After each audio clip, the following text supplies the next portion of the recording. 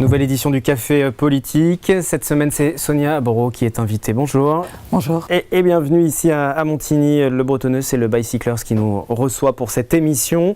Vous êtes première adjointe de Saint-Cyr-l'École, conseillère départementale et adhérente à l'UDI. On va peut-être commencer par ça, justement. Aujourd'hui, comment se porte l'UDI ? L'UDI, comme les grands partis nationaux, se remet de deux élections qui ont été compliquées, mais nous reconstruisons et je pense qu'on est dans le bon sens. Avec un lien ou non avec les Républicains? Je vous pose la question parce que Jean-Christophe Lagarde, qui est le président de l'UDI au niveau national, a tout de même dit de Laurent Wauquiez qu'il était dans une course assumée avec l'extrême droite. Vous êtes d'accord avec ça? Alors vous avez bien repris, hein, c'est Jean-Christophe Lagarde qui parle de Laurent Wauquiez, et juste avant vous parliez de partis qui sont l'UDI et les LR. Et je pense que nos partis ne se limitent pas à des hommes. D'accord, donc vous faites la distinction entre les deux. Néanmoins, les partis sont incarnés par des hommes. Vous savez, dans UDI, il y a I. Le I, c'est indépendant. Et vous assumez cette indépendance? Tout à fait. Vous souhaitez la garder et voir comment les choses avancent. L'UDI, c'est un parti centriste. Ça veut dire quoi être centriste, justement? L'UDI est un parti centriste, plutôt social, plutôt libéral et surtout pro-européen. Et c'est en ça que j'ai choisi en fait de partir au centre droit, à l'UDI, et parce que ça correspondait à mes valeurs. Vous avez adhéré quand à l'UDI, justement? En 2007. En 2007. Et qu'est-ce qui a motivé cette adhésion, cet engagement au sein d'un parti politique? Quel a été le déclic? Alors le déclic, il a été très simple. En 2007, Monsieur Debain, maire de Saint-Cyr-l'École, m'a proposé de faire partie de son équipe pour 2008. Quand j'ai dit oui, il me semblait évident qu'il fallait aussi s'engager au niveau politique et sur un parti. Et j'ai choisi l'UDI parce que ça correspondait, j'ai choisi à l'époque le Nouveau Centre, parce que tout simplement le Nouveau Centre rassemblait les valeurs qui me représentaient et que je défendais. Il y a eu un engagement politique très jeune pour vous. Comment ça s'est passé plus jeune au sein de la politique? Vous regardiez la politique de loin? Pas du tout. Alors, les grands événements nationaux étaient toujours importants à la maison, bien entendu. L'élection présidentielle, les élections locales, parce que ça touchait la vie du quotidien. Mais en dehors de ça, non, je n'avais pas forcément d'atome parti précisément sur la politique. Vous n'étiez pas une militante engagée, non, assumée plus jeune? Pas du tout. Et alors comment ça a été perçu au sein de votre famille quand vous avez décidé dans votre vie personnelle de vous engager en politique? Ça a dû être une surprise peut-être? Alors en fait, j'étais déjà présidente de ma copropriété, donc les gens autour de moi qui me connaissaient, et notamment ma famille, savaient très bien que j'étais tournée vers les autres et vers la société d'une manière générale. Donc il n'y a pas eu trop de surprises. Voilà. Ils l'ont bien vécu? Même si ça vous prend beaucoup de temps, parce que vous prenez de plus en plus de responsabilités, vous êtes maintenant aussi conseillère départementale. Alors, donc là aussi, ça a été un cap supplémentaire? Oui, tout à fait. Alors après, oui, en effet, c'est un juste équilibre entre la vie familiale et la vie politique. Donc ils le prennent très bien, ils me soutiennent. Et ils savent me dire à des moments de lâcher un peu. Voilà. Et la vie professionnelle au milieu de tout ça? Alors la vie professionnelle, j'ai été obligée d'arrêter ma vie professionnelle lorsque j'ai été élue conseillère départementale. Pour une raison très simple, qui touche tout le monde, c'est-à-dire que la journée a 24 heures. Et donc on ne peut pas en pousser les limites. Travailler, plus les engagements, plus la famille, ça reste évidemment un peu compliqué. Quand vous regardez un petit peu aujourd'hui la politique au niveau, puisque vous y êtes beaucoup plus intéressé aujourd'hui que plus jeune, quand vous regardez la politique au niveau national, vous dites que les choses changent pas mal et que c'est plutôt bien finalement? Moi, j'ai pas le sentiment que ça change beaucoup. Je parlais dans le renouveau politique, pour être... Oui, au niveau des visages, on a de nouveaux visages. Que ce soit bien, oui, pourquoi pas. Mais après, sur les idées, vous dites que ça n'avance pas?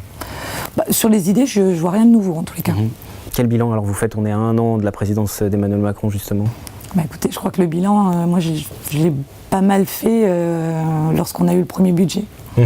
Premier budget, généralement, c'est celui, c'est le plus dur. C'est celui où on fait passer toutes les grosses réformes et j'en ai pas vu beaucoup. Donc je suis un peu inquiète pour le reste.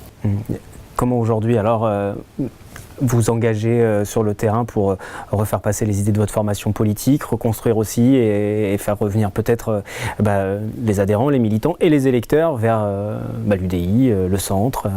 Alors moi je suis une élue locale, donc au niveau c'est quand même très différent du national. Je suis sur une ville qui a une caractéristique très, très compliquée, puisqu'on est une ville de 18 900 habitants, avec encore 37% de logements sociaux, et de nouveaux quartiers, de nouveaux bâtiments, et à côté de ça, une architecture des années 70, avec des bâtiments, une école qui va avec, voilà, et toutes les problématiques que ça comporte.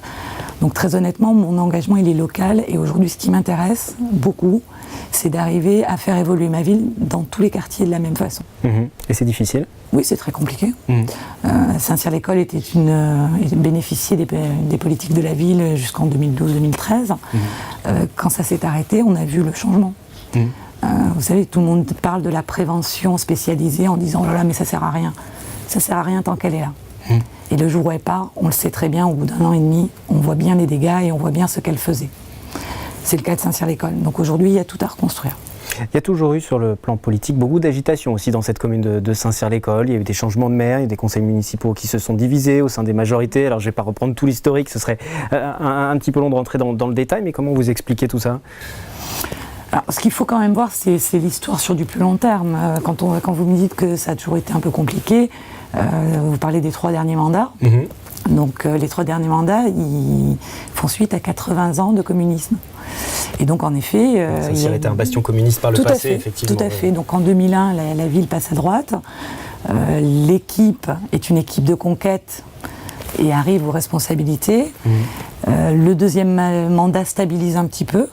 Et au 3e mandat, on est à 2 ans de la fin du mandat. Je crois qu'il n'y a pas eu beaucoup de turnover dans notre équipe.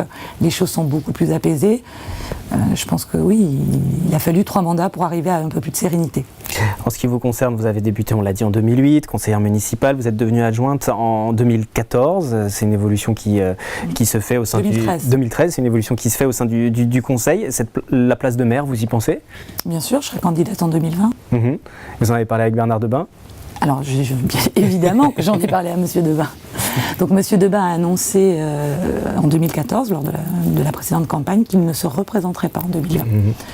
Et c'est pour ça que je serai candidate. Je ne me serai pas présentée contre Bernard Debain.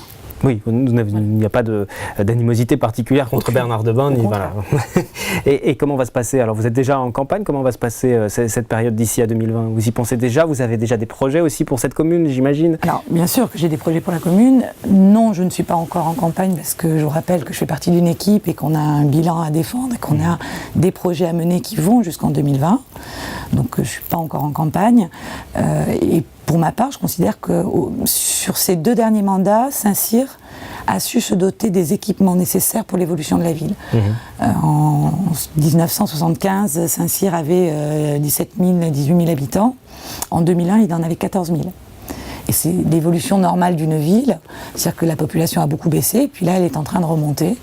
On va arriver à un maximum de 20 000, 22 000 habitants maximum.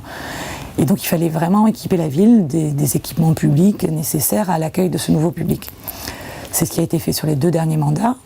Je pense que le mandat suivant, il faut qu'il soit consacré au cadre de vie, à la façon dont on va accueillir ces personnes, aux entrées de ville, aux routes, à la circulation, et puis au bien vivre dans la ville. Saint-Cyr-l'École, vous y êtes arrivé quand ? Vous êtes implanté quand sur cette commune ? Parce qu'on a peut-être entendu, mais vous avez un petit accent, vous étiez à Tarbes. Hein, tout à fait. Voilà. Alors moi, je suis originaire de Tarbes. Je suis arrivée en région parisienne en 1995. Sur la commune de Plaisir, et puis nous avons déménagé sur Saint-Cyr en 2000, donc il y a maintenant 18 ans.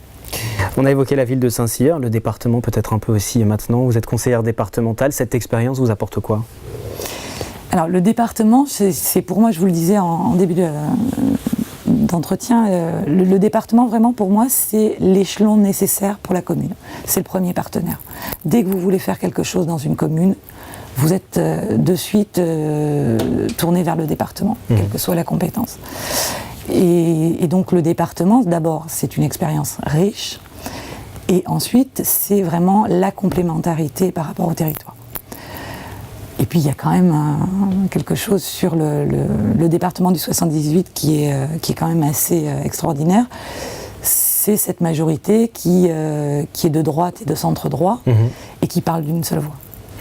Et ça, c'est quelque chose que l'opposition aimerait bien de temps en temps, alors pas celle de chez nous puisqu'il n'y en a pas, mais aimerait bien mettre à mal de temps à autre, c'est pas le cas. On entend quand même quelques élus, quelquefois, qui s'expriment contre les choix qui sont faits au sein du département. Je pense à Yves Vandeval, par exemple. Oui, bien sûr, mais enfin, il n'est pas centre droit, je crois. Il ne me semble pas. Donc, oui, on a tous des individualités, on a tous des choses à dire et souvent des pensées différentes. C'est un peu normal, hein. Mais au-delà de ça, chacun est libre de s'exprimer, chacun donne son avis et c'est la majorité qui l'emporte. Il y a plusieurs dossiers qui occupent le département, il y en a un qui fait toujours un petit peu parler, c'est le rapprochement avec le département des Hauts-de-Seine. Vous qui êtes conseillère départementale des Yvelines, vous voyez ça d'un bon œil? Moi je suis pour. Je suis pour tout simplement pour une cohésion du territoire. On a des territoires qui sont différents, très complémentaires. Et honnêtement, je trouve que c'était un beau projet. Est-ce qu'il verra le jour? Je ne sais pas. Aujourd'hui, je pense que le vrai enjeu, c'est pas forcément la fusion, c'est surtout la métropole du Grand Paris. Parce que très concrètement, si la métropole du Grand Paris s'arrête aux frontières qu'elle a définies aujourd'hui, ça va être très compliqué pour nous qui sommes les banlieusards déjà pas mal oubliés. Pour les départements et pour les communes, et on en revient à la défense de la commune. Vous disiez, vous êtes une engagée. Territoire, on est toujours sur les mêmes principes. Les dossiers qui vous intéressent pas particulièrement, vous êtes présidente de la commission Action sociale, solidarité, insertion, handicap. Oui. C'était un choix ou c'est un dossier dont vous avez hérité malgré vous? Alors, de toute façon, on ne fait jamais les choses malgré soi, que les choses soient claires. Non, je pense que notre président nous connaît, nous a su nous sonder et qu'il nous a mis aux places auxquelles il pensait que ça nous correspondait le mieux. Donc, dans cette commission, moi, les choses qui sont pour moi les plus attrayantes sont d'abord l'emploi. Le montage d'Activity et son bilan, je trouve que c'est quand même quelque chose d'extraordinaire et je pense qu'on doit défendre ce bilan-là et on doit encore continuer à progresser dans cette optique. Et puis le handicap, tout simplement parce que j'ai une petite fille de 13 ans qui est handicapée. Et donc forcément, ça me touche particulièrement. Pour terminer cette émission, ce café politique, un questionnaire traditionnel, votre livre de chevet. Alors en ce moment, c'est le manuel du daron, écrit par Baptiste Stob, qui était animateur sur la commune de Saint-Cyr, qui est fontenaisien et qui aujourd'hui travaille au service communication en tant que graphiste PO. Et ça parle de? Eh bien, c'est son expérience de nouveau papa avec pas mal d'illustrations et c'est assez sympathique, je le conseille. Le dernier film que vous ayez vu? Belle et Sébastien, 3, avec ma fille. C'était bien? C'était très sympathique, apprécié. On a un peu pleuré, mais c'était très sympa. Et puis pour terminer, la chanson, la musique qui vous reste en tête en ce moment? S'il y en a une, ou alors un morceau de musique préféré peut-être? Toujours du U2. Plutôt rock? Plutôt rock, ouais. Merci beaucoup Sonia Bourg d'avoir participé à ce café politique.